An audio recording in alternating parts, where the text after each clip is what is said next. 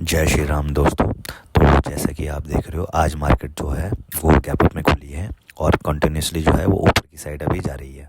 अगर मैं 15 मिनट का चार्ट देखूं तो प्राइस अभी वहाँ पर ट्रेड कर रहा है जहाँ पर वो प्रीवियसली शार्पली फॉल हुआ था, जहाँ से। ठीक है, तो मेरा व्यू क्या होना चाहिए यहाँ पर एज अ ट्रेडर, मेरी क्या साइकोलॉजी होनी चाहिए?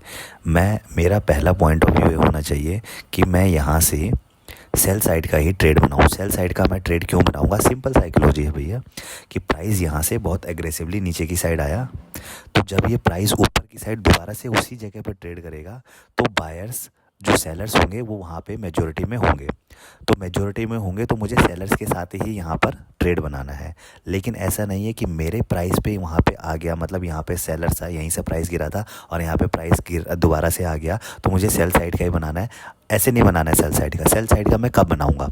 सेल साइड का मैं तब बनाऊंगा जब प्राइस मुझे दिखाएगा कि हाँ मैं वीक हो रहा हूँ। ठीक है ना, यहाँ पे प्राइस को मुझे दिखाना पड़ेगा कि मैं वीक हो रहा हूँ, उसके बाद ही मैं सेल साइड का ट्रेड बनाऊंगा। ऐसे नहीं कि हाँ यहाँ पे पहुँच गया तो मैं सेल साइड का ट्रेड बना दूँ, यहाँ से मार्केट गिरेगी ही गिरेगी।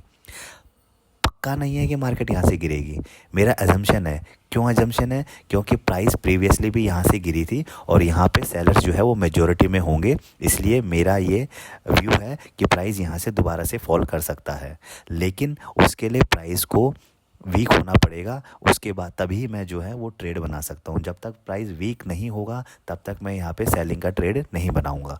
अगर मान लो प्राइस ऊपर की साइड ही चला जाता है कॉन्टिन्यूसली, तो मैं कोई भी ट्रेड नहीं करूँगा, क्योंकि मेरा व्यू नीचे का है। अगर मेरे अगेंस्ट द ट्रेड, मेरा जो व्यू है अगर मेरे व्यू के अगेंस्ट में जा रहा है तो मैं स्किप करना बेटर करूँगा। लॉस करने से अच्छा है कि मैं कोई ट्रेड ही ना लूँ। ठीक है, तो इसलिए मेरा पहला व्यू क्या है? नीचे का है। इसलिए मैंने कहा मेरा व्यू इसलिए नीचे का है कि वहाँ पर सेलर बैठे होंगे। सिंपल सा लॉजिक है। ठीक है, अभी देखो प्राइस कितनी देर से यहाँ पर कंसोलिडेट कर रहा है, मतलब ऊपर भी नहीं जा रहा, अभी नीचे भी नहीं जा रहा। तो इसका मतलब सेलर्स धीरे धीरे धीरे करके जो है यहाँ पर सेल ऑफ कर रहे हैं।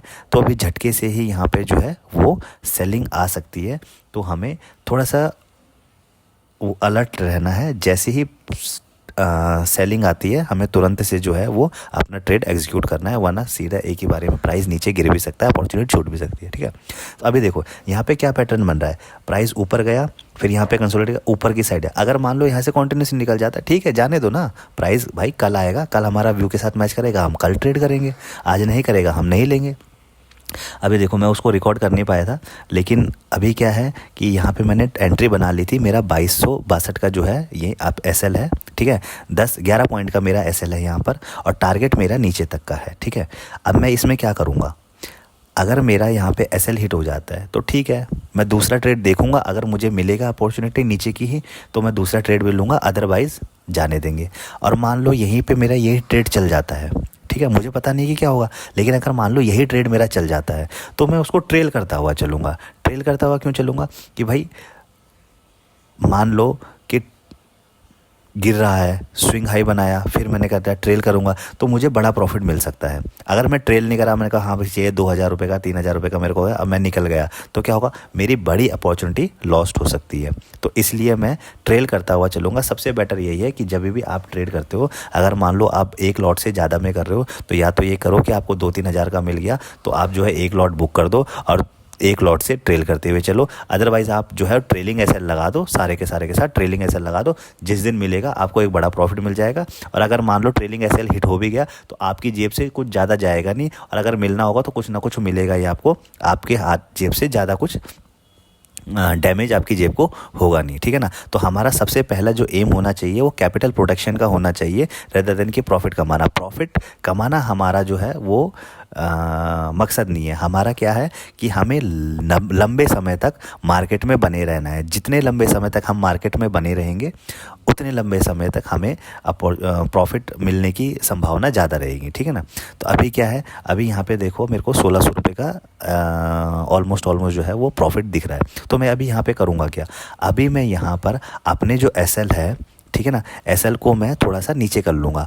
लेकिन अभी मैं कब करूँगा? वो जब मेरे को 1:1 का टारगेट मिल जाएगा। ठीक है ना, 1:1 का मतलब 2200-2300 का मेरे को जैसे ही प्रॉफिट मिलेगा मैं अपने एसएल को नीचे की साइड कर लूँगा। मतलब कॉस्ट टू कॉस्ट नहीं करूँगा, कॉस्ट से थोड़ा सा ऊपर गई।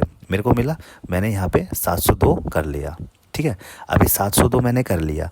अब मान लो प्राइस यहाँ से एकदम रिवर्स ऊपर की साइड चला जाता है, मेरी जेब से क्या जाएगा? 702 रुपये। मैंने पहले टारगेट कितना किया था कि भैया मुझे 2200 रुपये देने हैं, लेकिन 2200 में से मेरे को बच गया, मेरा 700 रुपये ही जाएंगे, ठीक है ना। और अब अगर मान लो कि प्राइस यहाँ से नीचे एकदम शार्पली फॉल कर गया तो मेरे को अच्छा प्रॉफिट मिल जाएगा। तो ट्रेल करने का सबसे बेस्ट ये है कि जिस दिन वो तुम्हारे फ्लो में चला गया उस दिन तुम्हें बहुत बड़ा प्रॉफिट मिलेगा।